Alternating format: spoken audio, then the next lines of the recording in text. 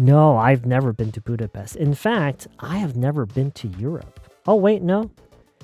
I have been to Ireland. Is Ireland part of Europe?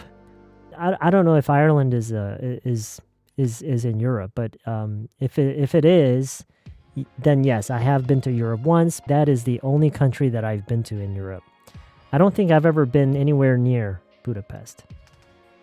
I don't think I've ever been anywhere near Budapest. I don't think I've ever been anywhere near Budapest. I'll probably go back to Korea at the end of this year. So how do you feel about coming back to Korea? Are you excited to come back, or is there a part of you that wants to stay? Is there a part of you that? 이거를 질문으로는 저희가 연습한 적이 없는 것 같아요. 이러이러한 마음도 있어? 한편으로 어떤 마음도 있냐? 부다페스트에서 이제 한국으로 곧 돌아올 계획이다라고 하셨을 때 I wanted to ask, is there a part of you that wants to stay? 의향, 계획을 묻는 게 아니라 그러고 싶은 마음에 대한 얘기예요. Is there a part of you that wants to stay? Is there a part of you that wants to stay? Is there a part of you that wants to stay? You like Europe, but you often feel lonely, so sometimes you want to go back to Korea where your parents are. I see. Okay. But you have made some friends, right? Okay, so let me ask you this. I'm sure a lot of people would be wondering the same thing. What do you think you're going to miss about living in Budapest after you come back to Korea? What is something that you think you're going to miss? What is something that you think you're going to miss? What is something that you think you're going to miss? What is something that you think you're going to miss? Of course, I have friends here, but I think I'll really miss the clear blue skies, the dry air, and the calm pace of life in Budapest. If I could go back 10 years or so, I'd probably study abroad. Especially like in your early 20s, right? You have so much less to lose as opposed to when you are in your late 20s or even early 30s. You have so much less to lose as opposed to when you are in your late 20s or even early 30s.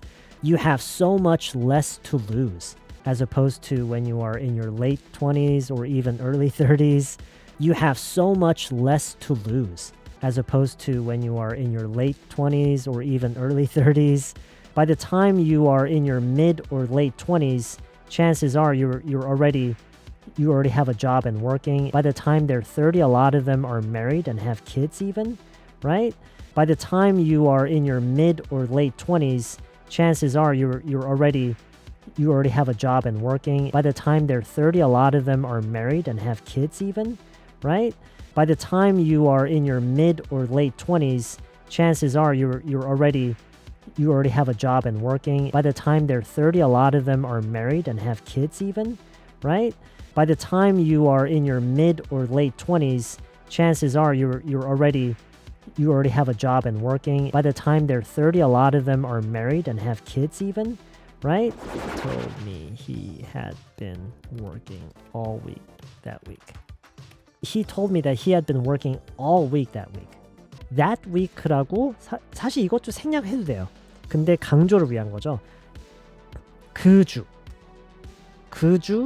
한 주 내내 이렇게 강조를 위해서 all week 이게 한 주 내내고요. That week 그 한 주 그때 그 한 주 내내 일했다고 했다.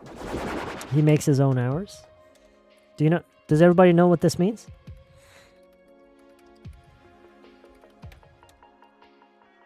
I was trying to figure out how to translate this. Right. Why do you have 5 of the same book? How do you say this in Korean? Why do you have 5 of the same book? Right. 왜 같은 책을 5권이나 가지고 있어? 5 of the same book. Right? 5 of the same book. Why do you have 5 of the same book?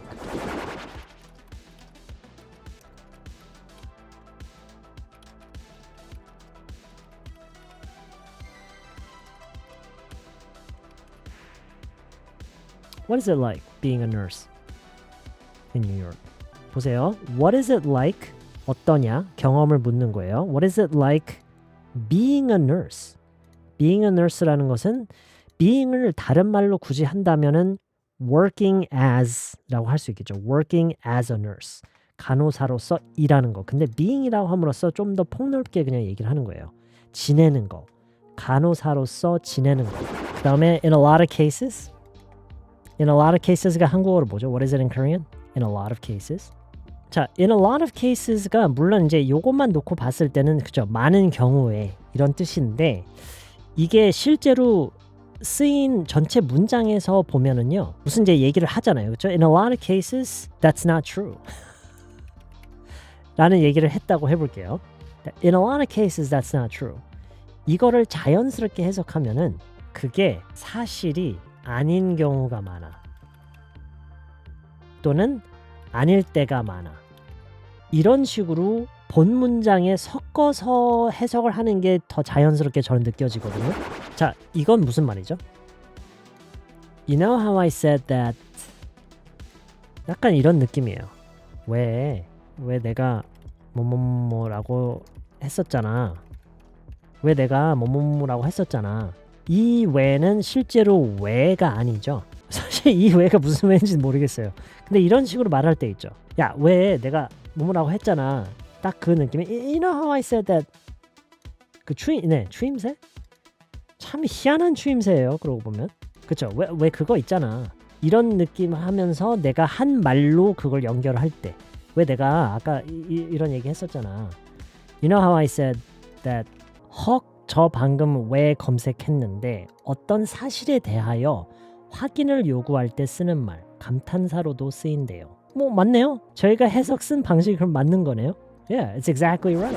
내가 다른 건 못해도 이거 하나는 할게. 약간 이런 느낌으로도 말을 할 수 있겠죠. 내가 다른 건 못해도 이거 하나는 할게. 이런 느낌으로도 그쵸. One thing that I can do is, one thing that I will do is 이게 좀 더 맞을 것 같아요. One thing that I'll do is 그쵸? One thing I can say for sure is 그쵸? 아 이것도 진짜 많이 쓰는 거죠. 이게 무슨 말이죠? One thing I can say for sure is 한 가지 확실히 얘기할 수 있는 것은 그쵸? 그 응용의 여지는 정말 많아요. 그쵸? Are there any tips for pronouncing R and L? The only realistic and meaningful advice I have about pronunciation, not only R and L, but any pronunciation, is you have to listen to the sound and try your best to mimic the sound. Okay? So think of it like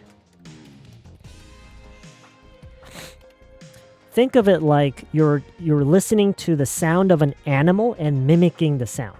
I think the biggest challenge is to overcome the cringe.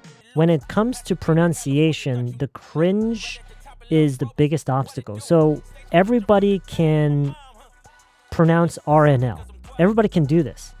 But the problem is, it's so weird. It's so weird to make the sound R and L. Everybody can do it, but it's just so weird. Does anybody not agree with me?